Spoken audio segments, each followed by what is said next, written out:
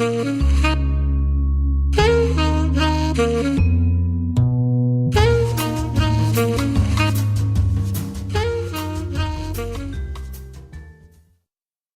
Girl with Green Eyes. Greg is a porter at the Shepton Hotel in New York. After work, he always goes for a coffee across the street. A girl is sitting in the coffee shop near the window. "It's her again," thinks Greg. "She's here every afternoon. I'm going to say hello." Greg goes into the coffee shop and gets a coffee. Then he goes across to the girl's table. "Hi," he says. "I'm Greg. Can I sit with you?" "Okay," she says. "I'm Cassie." "I come here for a coffee every day after work," says Greg. "I'm a porter at the Shepton Hotel." He smiles. "You have beautiful green eyes." "Have I?" she says. She doesn't smile. "Is something wrong, Cassie?" he asks. "You don't look very happy." It's nothing," she says. "Tell me," says Greg. "Maybe I can help." "Well," she begins. "Go on," says Greg. "My stepfather is staying at the Shepton Hotel," she says. "He has my sketchbooks. I'm an artist. When I ask him to give them to me, he says, 'No, I want you to come back home to Boston.' But I don't want to go back to Boston. He's not nice." "How long is he going to be at the hotel?" asks Greg. 2 more days, says Cassie. "He's in room 724. "Maybe I can get the sketchbooks for you," says Greg. "Maybe I can get into his room." "Can you?" she says. "Meet me here tomorrow afternoon at 4:30, says Greg. "Okay, thank you," says Cassie. "Thank you very much." She looks at her watch. "I've got to go now. See you tomorrow." When Cassie gets back to her hotel room, she makes a telephone call. "Hello?" she says. "It's me. It's okay. The boy's going to do it." "Yes, I'm going to get them from him tomorrow afternoon." "Okay, I can meet you there the morning after, at 10 a.m. Don't forget to bring the money, $2,000. Next morning, Greg arrives at work early. He goes to find room 724. I have to wait for Cassie's stepfather to go out, he thinks. I don't know his name, but it doesn't matter. Greg watches the door of room 724. He sees the girl come to clean the rooms. Some minutes later, a man comes out of room 724. That must be Cassie's stepfather, thinks Greg. He waits for the man to leave and for the cleaning girl to go into room 724. I need to look in the room, he thinks. Greg waits for the girl to leave the bedroom. Then he goes into the room and begins to look for the sketchbooks. I must be quick, he thinks. Where are they? Suddenly, Greg sees the sketchbooks by the bed. Got them, he thinks. He begins to look at the pictures. Wow! Cassie is a great artist. These are good. Greg is leaving the room when he hears the cleaning girl call out to him. Hey, she says, what are you doing? Come back. Greg does not stop. Greg finishes work that afternoon and leaves the hotel through a door in the next street. When he gets near the front of the hotel, he sees the man from room 724. That's him again, thinks Greg. That's Cassie's stepfather. Greg waits for the man to go into the hotel. Then he goes to the coffee shop. Cassie is at the same table in the coffee shop. Greg gets a coffee and goes to sit with her. I have them, he says, and he puts the sketchbooks on the table. That's great, says Cassie.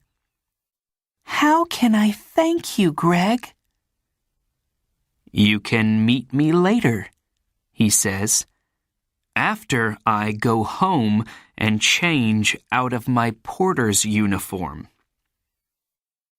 I'm sorry, Greg, says Cassie. I can't tonight. Maybe tomorrow night. Okay, says Greg. Tomorrow night.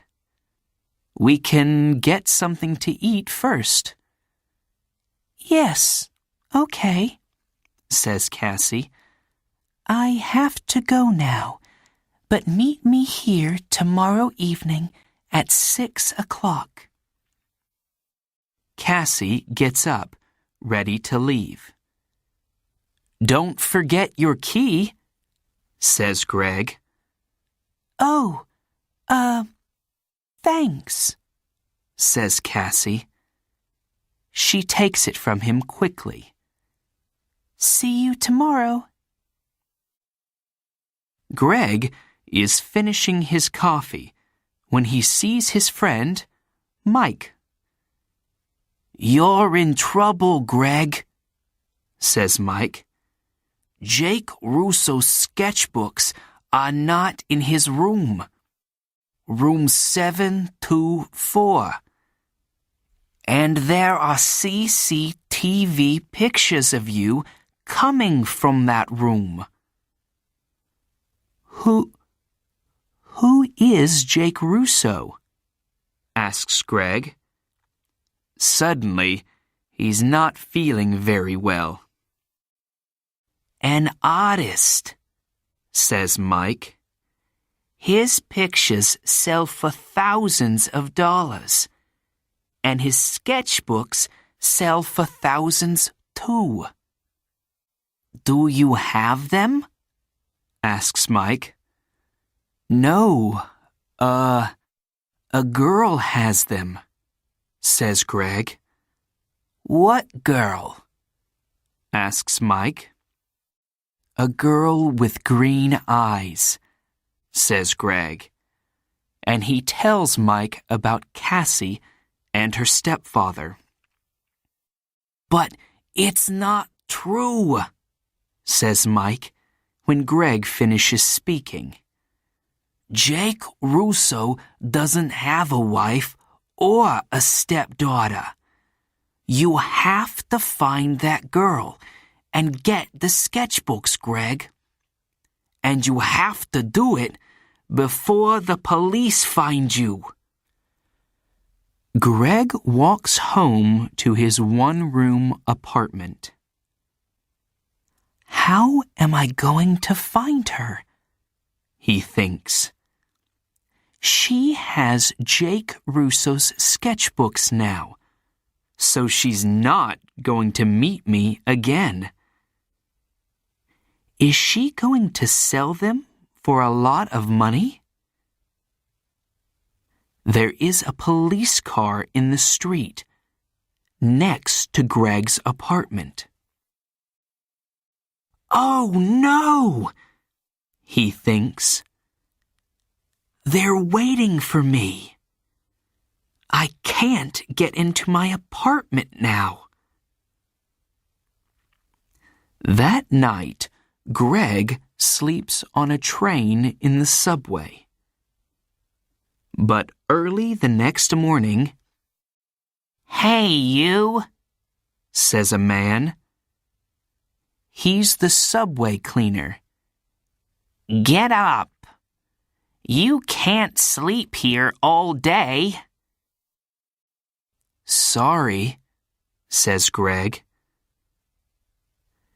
People are arriving to get their trains now. One of them stops and looks at a photograph in his newspaper, and then at Greg. It's him, thinks the man. It's the young man in the newspaper photograph. The police are looking for him. Suddenly, Greg sees the man looking at him. And he sees his picture on the front of the man's newspaper. I have to get out of here quickly, he thinks. The man with the newspaper finds a policeman. It's him, he tells the policeman. The hotel porter. Hey, you, the policeman calls to Greg. Greg runs. Stop, calls the policeman. Greg doesn't stop. I have to get out of this uniform, thinks Greg. People know I'm the porter. Maybe Mike can give me something different to wear. When he gets to Mike's apartment, Mike opens the door. I need something to wear, Greg tells him. I can't go back to my apartment. My picture's in the newspaper and... Yes, I know, says Mike. It's okay. Come in. Where's the girl? Asks Mike. Do you know? No, says Greg. What can you remember about her? Says Mike. There must be something to help you find her. Yes, Greg says suddenly. Her key! A key to a room in the Dolphin Hotel. It's a small, cheap hotel near 42nd Street. She must be staying there. What's the time? Nearly 9 o'clock, says Mike. Maybe she's there now, says Greg. I have to go. Thanks, Mike. 20 minutes later, Greg is near the Dolphin Hotel. Am I too late? He thinks. Suddenly, Greg sees Cassie come out of the hotel. Cassie! He calls.